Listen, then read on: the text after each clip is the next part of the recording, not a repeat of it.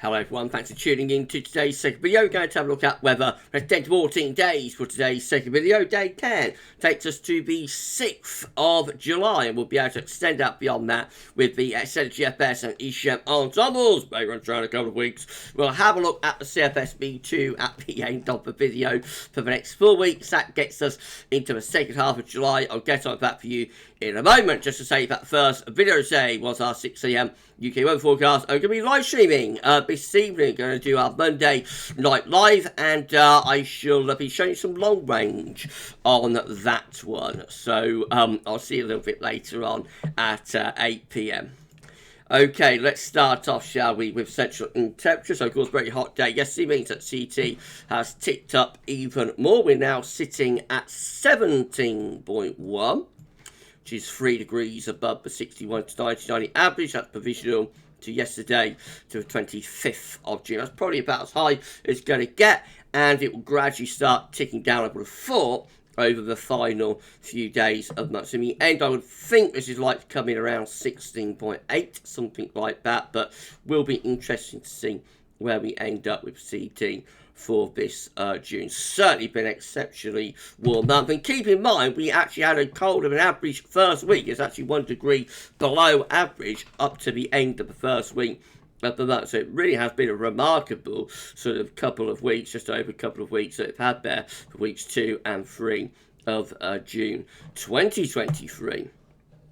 These were GFS upper air temperature and precipitation ensembles for the next couple of weeks. On rugby today, the red line is the 30-year upper air temperature average for rugby, starting off a little bit below average for today, because it will feel pleasant in the sunshine. You know, whenever the sun is out, it's going to feel warm enough at this time of year, given that we are in high summer and the sun is just about as strong as it will get. So, yeah, like the upper air temperature slightly below average, but it's going to be warm enough, don't worry about that.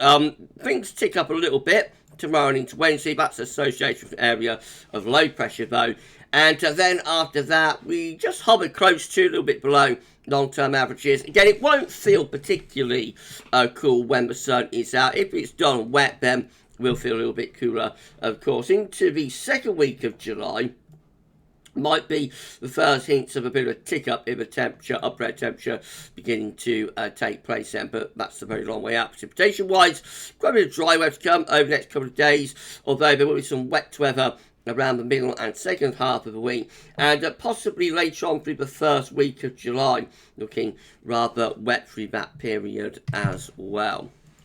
Temperature anomalies from the 26th of June to 4th of July, about average. Precipitation anomalies from the 26th of June to 4th of July, bit wetter than average for Western Scotland, near normal to rather dry than average elsewhere.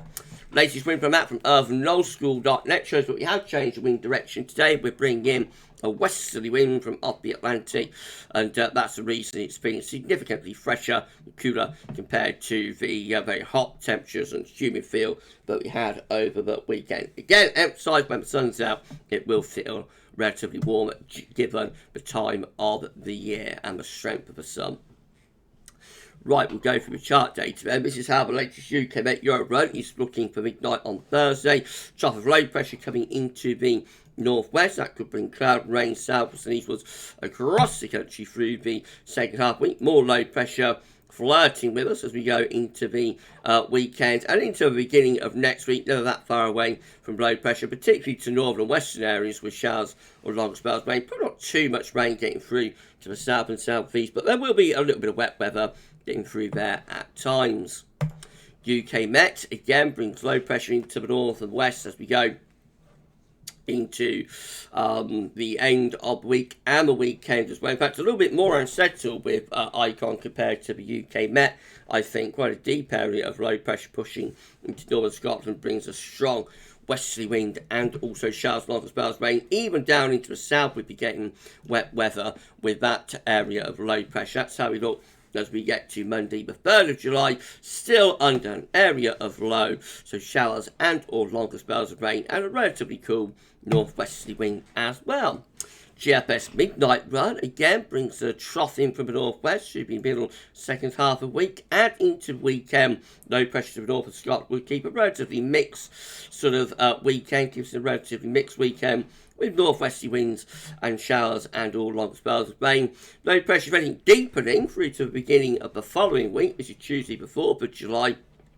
Quite a deep low sinking in across the country. That's bringing showers and longer spells of rain with it as well, all the way up to day 10, which is 6th of July. Beyond that, well, we try and bring some warmth up for us out, but it only helps to fuel the next low, really. So unsettled into the second week of July here with the GFS midnight run, with low pressure maintained close to the country. Maybe just signs it begin to lift out a little bit when we get through to the 12th of July. We might be starting to see signs of some higher pressure begin to develop then, but of course that's over 2 weeks away. GFS 6Z again, all much of muchness through the end of this week, with low pressure bringing showery conditions southwards and eastwards across the country through the end of the week and into the weekend as well, looking rather unsettled. Low pressure never far away. That is a case of showers and or longer spells of rain. Means to the beginning of the following week, which is Tuesday, 4th of July, low pressure then starts easing its way eastwards. Winds go into a northwesterly to possibly northerly, so that's a cool wind direction, with further showers likely up in the north. I've not got to the end of that.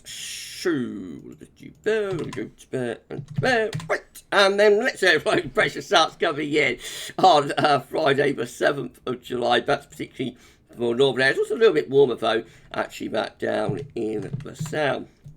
And then beyond that, just a gently unsettled breeze, low pressure never far away. That looks quite wet though there. That's Sunday the 9th of July, double low. Push for, is that there British Grand Prix? I could bring some wet weather to the Grand Prix maybe. With further showers and or longer spells of rain on Monday the 10th. And beyond that, GFS 6Z keeps it unsettled up to the 12th of July with low pressure never far away. So an unsettled GFS midnight and 6Z run so far today. If you're enjoying the video, please can you like, share, subscribe. Thank you so much everybody for doing that. Drop a comment and let us know what you think about this and all of our videos. And please don't forget to tell your friends about GavsWeatherVids. And we thank you so much, everybody, for doing that for us. Okay, GM, again, bring a trough of low in on Thursday. There'll be some unsettled weather with that into the end of the week and the weekend. Again, low pressure is never far away, just to the northwest of Scotland.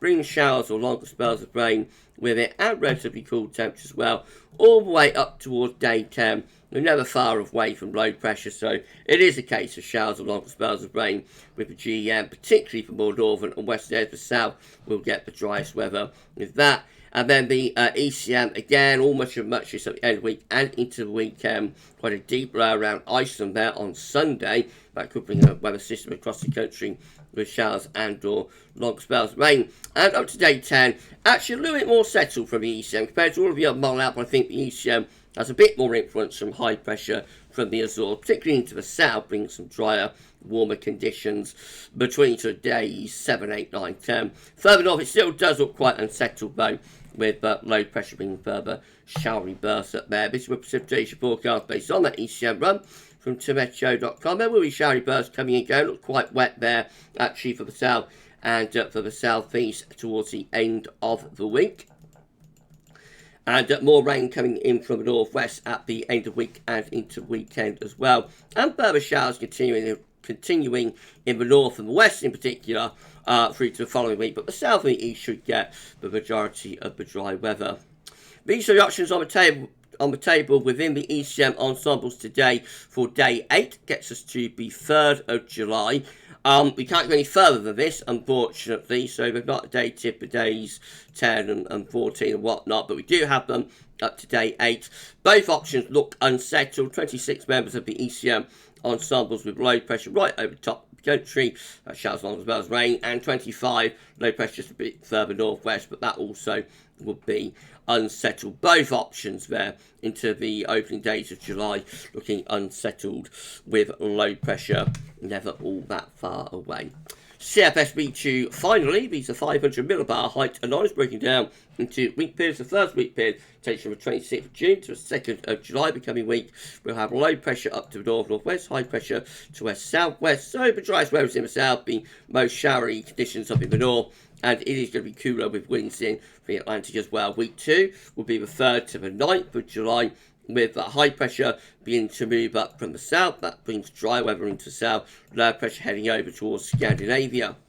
Week 3 looks like this. It's going to be the 10th to the 16th of July. High pressure is to our north and east.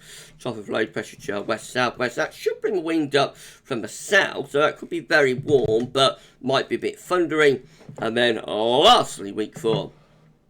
It's going to be the 17th to the 23rd of July. Some higher pressure still towards the Bay of Biscay and up towards Iceland.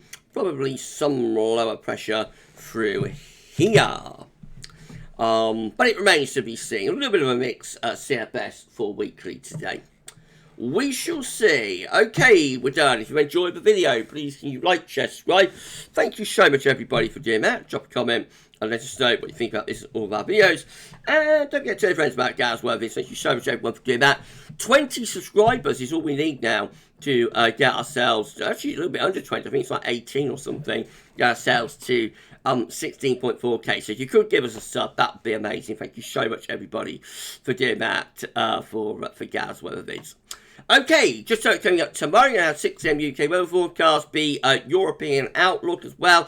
Detailed look at the weather for the next 6 weeks, well, 30 days, 6 weeks, for Europe, and a 10 to 14 day too. We're live streaming at 8 PM this evening, so I shall see you live there.